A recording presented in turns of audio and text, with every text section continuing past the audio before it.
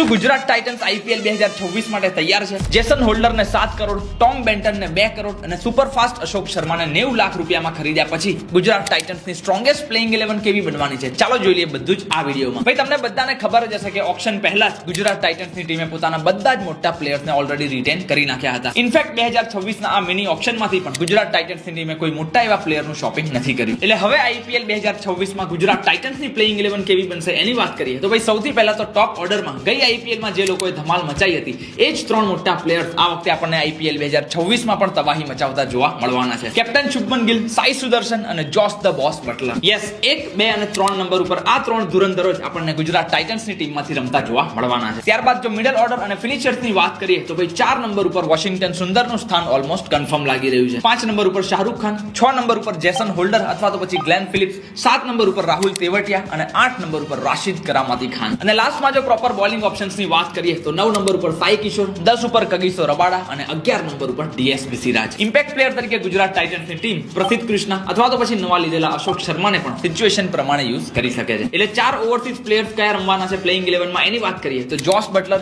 Rashid Khan, Jason holder અને કગીસો Rabada. આ 4 players મોટા ભાગે આપણને દરેક મેચમાં પ્લેઇંગ 11માં રમતા જોવા મળે તેવું મને પર્સનલી લાગી રહ્યું છે. જો ગ્લેન ફિલિપ્સને પણ પ્લેઇંગ 11માં રમાડવા હશે તો પછી કગીસો રબાડાને બહાર બેસાડવા પડશે. મિડલ ઓર્ડરમાં હજુ પણ આઈ ફીલ કે એકાદ જો સારો હિટર આવી ગયો તો હજુ કદાચ વધારે ટીમ સ્ટ્રોંગ બની શકતી હતી. તમારું શું કેવું છે આ બાબતે એ પણ ખાસ શેર કરજો. બાકી આઈપીએલ ને લગતા આવા જ વિડીયો આપણી ગુજરાતી ભાષામાં જોવા માટે અત્યારે જ આ પેજને ફોલો કરી નાખજો.